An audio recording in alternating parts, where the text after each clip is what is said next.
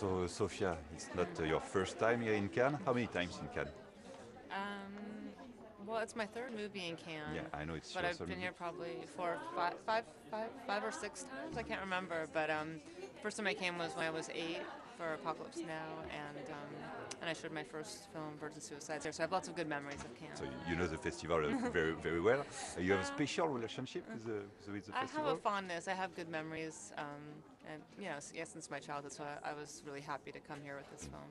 I'm always happy to come to Cannes. What do you think about the atmosphere, about the ambience here in Cannes? You It's like it? Yeah, it's always exciting. It's exciting to premiere a movie here because there's an international audience and to be in the south of France. And in France, Cannes have the image of a luxury town. So it's the perfect. It seems the perfect setting for Bling. Yeah, yeah, that's it. Yeah, it seems like a perfect setting for this film.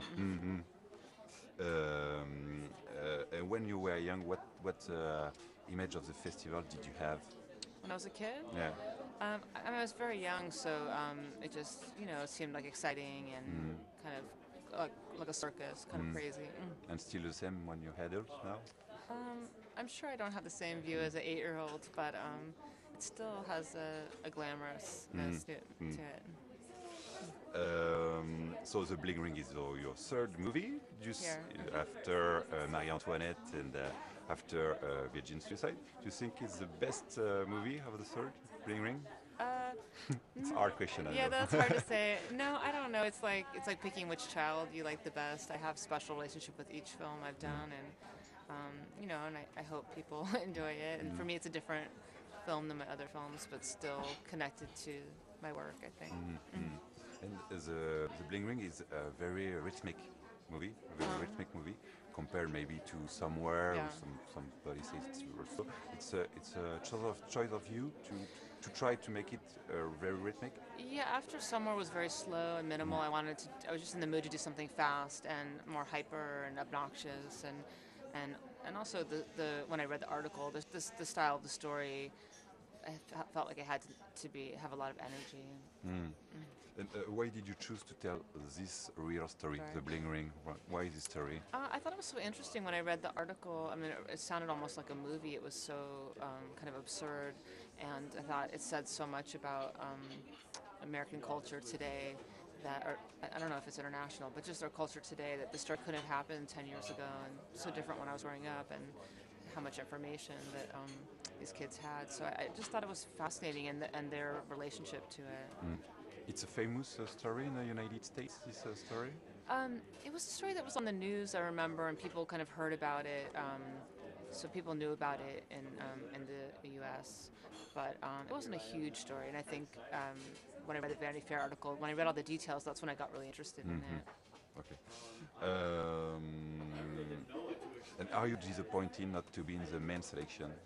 No, I'm Did not? happy to be in a Yeah. certain regard, and I think for this movie, it's nice to have it in the smaller theater with our young cast, and I'm happy not to the pressure of the big competition. And you are in Cannes. Yeah, I'm happy to be in Cannes. And so why did you choose Emma for the role of Nikki?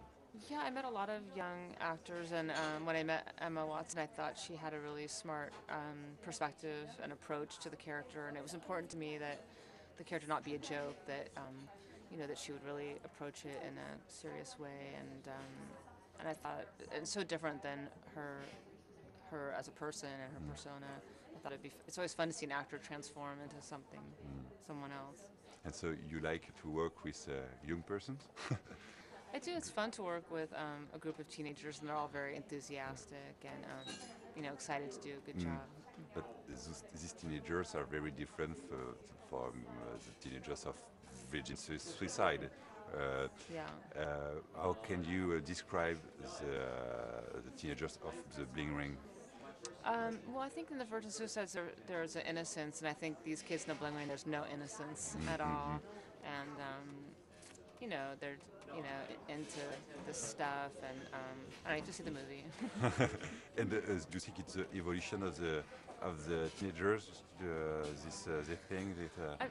I mean, I think definitely in the '70s it was a more innocent time, and nowadays with all the information and things that you're exposed to, I think it's more of a challenge to stay innocent. so in the place of the music is very important in the Bling Ring.